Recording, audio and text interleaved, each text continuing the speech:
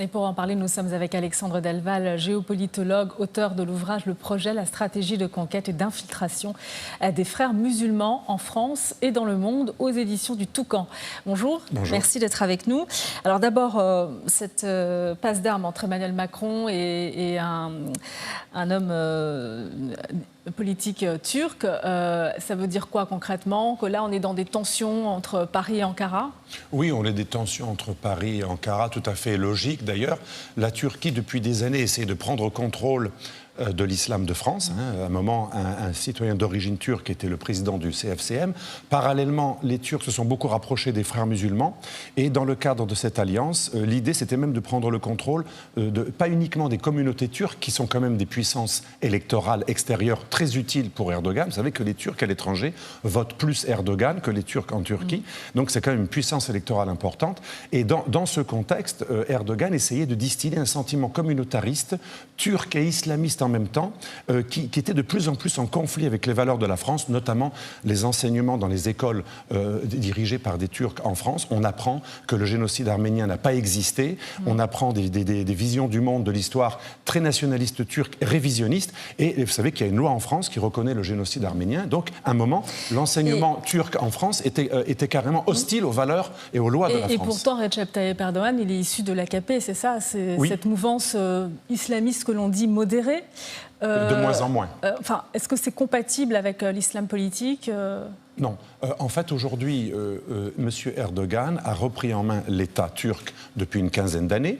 Et avant, les mosquées dirigées par l'État turc, par le ministère turc de la religion, étaient relativement proches d'un islam laïque, parce que la Turquie était laïque. Mais depuis que Erdogan a repris en main son pays, eh bien, le réseau des mosquées turques gérées par l'État turc sont devenues de tendance islamiste. Et elles travaillent de concert avec le Millî Görüş et d'autres organisations islamistes radicales turques. Si vous voulez, il y a une radicalisation de l'islam turc à l'étranger, pas uniquement en France, en Allemagne, dans toute l'Europe, parce que Erdogan tient à ce que les Turcs ne s'intègrent pas. Il a dit que l'intégration était un crime contre l'humanité. Donc aujourd'hui, on peut vraiment dire que Erdogan, ouvertement, incite à un séparatisme islamiste. Et on peut comprendre que Macron ait dénoncé ce séparatisme, parce qu'il n'est pas normal qu'en France, on distille une vision révisionniste qui nie le génocide arménien, qui incite le Turc à ne pas s'intégrer et à être de plus en plus islamiste. Je pense que la réaction turque est logique. C'était normal qu'il réagisse comme ça en traitant la France de raciste, d'islamophobe. Est-ce qu'Emmanuel Macron a intérêt justement à se mettre à dos la Turquie dans le contexte géopolitique actuel, surtout dans la région, en Syrie par exemple? En fait, il n'a pas intérêt à se mettre à dos la Turquie, mais il était obligé à un moment de freiner cette OPA de la Turquie sur l'islam français, qui est absolument scandaleuse, d'autant plus que la Turquie, qui dénonce le fait que nous, on veut intégrer les Turcs, en Turquie, il y a une persécution des minorités. Les Alévis, comme l'a très bien dit le président français, les Alévis, c'est 15 millions de personnes, ils n'ont même pas le droit de pratiquer leur religion dans les écoles, on leur apprend, on les oblige à apprendre les manuels scolaires sunnites. Il faut savoir que les Arméniens sont persécutés aussi en Turquie. Le responsable de la communauté arménienne, Arandik, a été assassiné de 3 balles dans la tête il y a quelques années à Istanbul. Il y a vraiment une persécution des minorités chrétiennes, mais aussi alévis en Turquie. Et c'est cet État qui nie le génocide arménien qui se permet de traiter la France de raciste. Et récemment, ce responsable turc a dit que la France avait fait des massacres.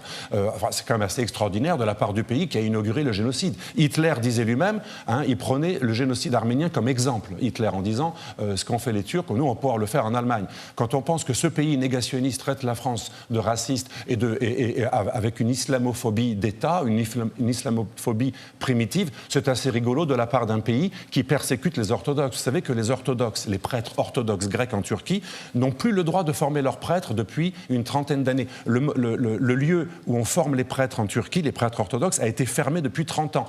Il n'a jamais été ouvert. Il y a une persécution du christianisme en Turquie et ce pays se permet de critiquer la France et de la classer parmi les islamophobes. La réponse turque, elle est aussi légitime non, aux critiques d'Emmanuel Macron? La réponse turque n'est pas légitime, elle est logique. parce que, en quelque sorte, la Turquie est vexée parce qu'on a en fait démasqué un véritable programme, sur la Syrie, un projet séparatiste. Alexandre Delval, sur la Syrie, je voudrais vous entendre également, puisqu'il y a des combats très violents depuis le début du mois de février entre les forces de Damas et les forces turques, alors qu'il y a un accord qui a été conclu avec Moscou, entre Ankara et Moscou, pour justement apaiser dans la région d'Idlib, c'est le dernier fief djihadiste. Pourquoi est-ce que c'est difficile de dénouer ces tensions entre Ankara et Damas, tensions aussi diplomatiques entre Ankara et Moscou? Alors c'est très difficile parce que dans le cadre de ces accords entre Iran, Turquie et Russie, la Turquie était en charge de l'ouest de l'Euphrate, d'une partie dans l'ouest de l'Euphrate, où elle devait superviser le reste des rebelles islamistes et normalement elle devait mettre fin aux mouvements rebelles liés à Al-Qaïda ou à Daesh, et c'est ce qu'elle n'a pas fait. La Turquie n'a absolument pas apaisé le terrain, elle a même en sous-main continué à aider des mouvements islamistes très radicaux qu'elle essaie de faire maintenant exfiltrer vers la Libye pour déstabiliser l'ouest de la Libye contre le général Haftar, et c'est pour ça que la Turquie en veut à la France aussi, parce que la France est du côté de Haftar, tandis que la Turquie en Libye est du côté des ennemis de Haftar. Il y a un lien entre la Syrie et la Libye, mais ce que l'on sait aujourd'hui, c'est que la Turquie, partout, elle aide des mouvements islamistes radicaux qui massacrent des Arméniens dans le nord de la Syrie, qui massacrent aussi des Kurdes. On a des images absolument horribles. C'est pas forcément ce que dit Recep Tayyip Erdogan.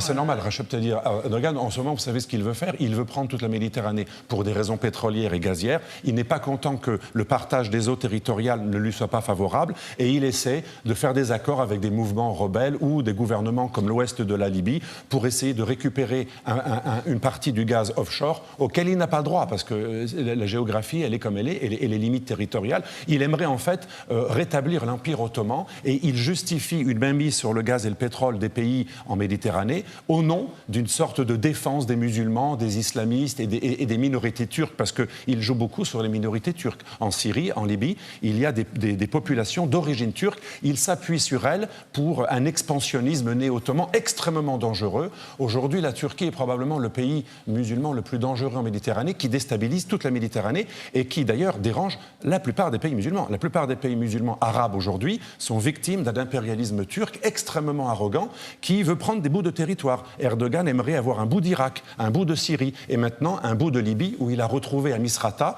chez les milices islamistes, des descendants de Turcs à qui il propose de faire une sorte d'extraterritorialité. C'est extrêmement dangereux. Ça rappelle Hitler. C'est la politique des minorités au nom de laquelle on étend un empire. En fait, Erdogan... C'est un parallèle un petit peu quand même non, c'est un parallèle qu'il faut radical, assumer. Vous savez, même Le Point avait titré là-dessus. Il a vraiment une politique expansionniste fondée sur une vision suprémaciste de la Turquie et néo-ottomane, c'est-à-dire néo-impérialiste qui inquiète la Syrie, le Liban, l'Irak, la Libye, la Tunisie. Tous les pays arabes sont très inquiets. Merci Alexandre Delval. Je rappelle que vous êtes géopolitologue et puis auteur de cet ouvrage, le projet La stratégie de conquête d'infiltration des frères musulmans en France et dans le monde aux éditions du Toucan. Merci à vous. Merci à vous.